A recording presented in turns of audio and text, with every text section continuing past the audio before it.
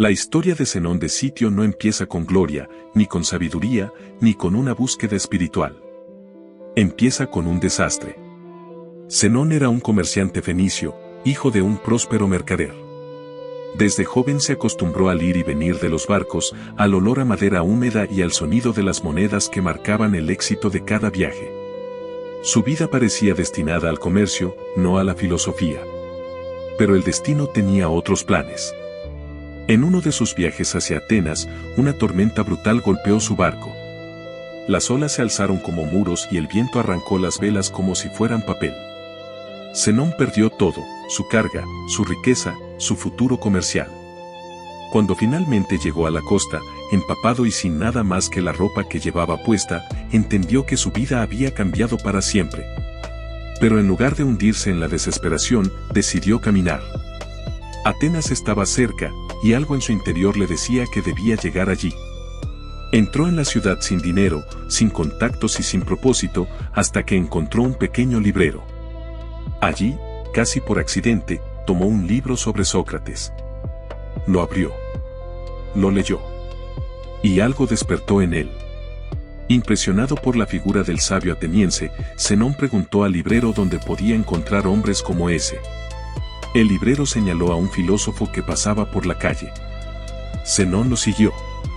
Y ese simple gesto, seguir a un desconocido, marcó el inicio de un viaje que transformaría su vida y daría nacimiento a una de las filosofías más influyentes de la historia, el estoicismo. En ese momento, Zenón no sabía que su naufragio sería su mayor fortuna.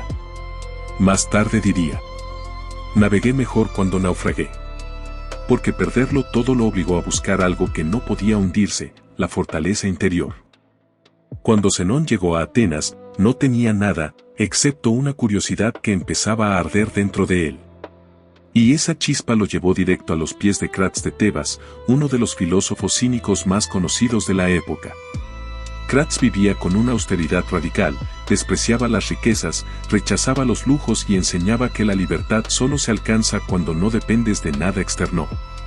Para un comerciante arruinado, estas ideas eran un golpe directo al ego, pero también una revelación.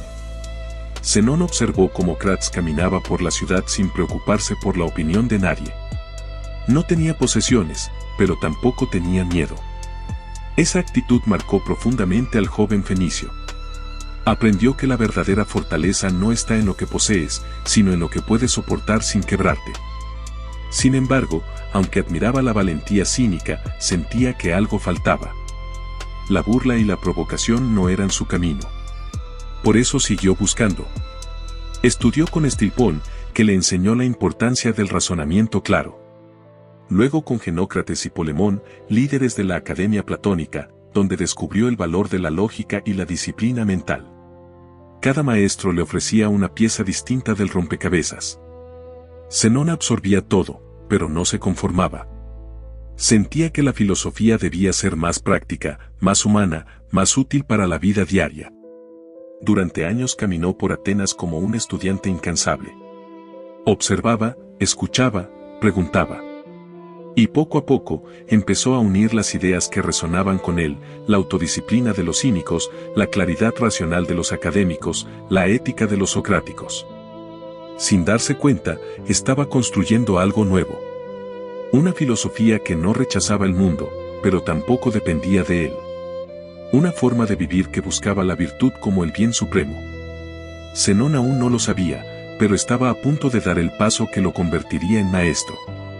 Y Atenas, sin saberlo, estaba a punto de presenciar el nacimiento de una escuela que marcaría a emperadores, soldados, esclavos y pensadores. Después de años estudiando con los mejores filósofos de Atenas, Zenón empezó a destacar por algo que pocos tenían, una calma inquebrantable. No hablaba más alto que los demás, no buscaba llamar la atención, pero cada vez que abría la boca, la ciudad escuchaba. Su forma de pensar era diferente. No se perdía en teorías abstractas ni en debates interminables. Para él, la filosofía debía servir para vivir mejor, no solo para sonar inteligente. Con el tiempo, sus reflexiones comenzaron a atraer a jóvenes curiosos, comerciantes, soldados retirados e incluso ciudadanos que jamás habían pisado una escuela filosófica. Zenón hablaba de autocontrol, de virtud, de aceptar lo inevitable sin rendirse. Y lo hacía con una serenidad que inspiraba confianza. No era un predicador, era un ejemplo viviente de lo que enseñaba. Atenas, una ciudad llena de escuelas rivales, empezó a reconocerlo como un pensador original. Pero Zenón no tenía un lugar propio donde enseñar. No poseía tierras, ni un edificio, ni una academia. Así que decidió hacer lo que siempre había hecho, adaptarse. Comenzó a reunirse con sus discípulos en un pórtico público, un largo corredor decorado con frescos, conocido como la Stoa Poikile, la galería pintada. Allí, entre columnas y murales que narraban batallas antiguas, Zenón enseñaba que la verdadera batalla era interna. Que el enemigo no era el destino, sino nuestras pasiones descontroladas. Que la libertad no se encontraba en la riqueza, sino en la virtud. Su forma de enseñar era directa, práctica y profundamente humana. Poco a poco, ese pórtico se convirtió en un punto de encuentro para quienes buscaban claridad en un mundo caótico. Y sin proponérselo, Zenón estaba dando forma a una nueva escuela filosófica. Una que no se encerraba en aulas privadas, sino que se mezclaba con la vida cotidiana de la ciudad. Una filosofía que cualquiera podía practicar. Aún faltaba un paso más para que la Estoa se consolidara como una de las grandes corrientes de pensamiento. Con el tiempo, las enseñanzas de Zenón se volvieron tan claras y prácticas que sus discípulos le pidieron un lugar fijo para reunirse. Él no buscaba prestigio ni templos, así que eligió algo sencillo, el mismo pórtico donde llevaba años conversando, la Stoa Poikile. Allí, entre columnas abiertas al bullicio de Atenas, nació oficialmente la escuela estoica. Zenón enseñaba que la virtud era el único bien verdadero, que nada externo podía destruir a quien domina su mente y que cada dificultad era una oportunidad para fortalecerse.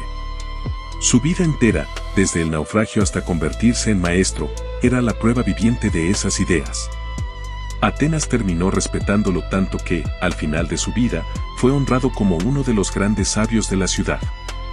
Y aunque él ya no está, su filosofía sigue en pie, igual que aquel pórtico donde empezó todo. La Estoa se convirtió en un símbolo de claridad, disciplina y libertad interior. Un recordatorio de que, a veces, perderlo todo es el primer paso para encontrarte a ti mismo. Decide.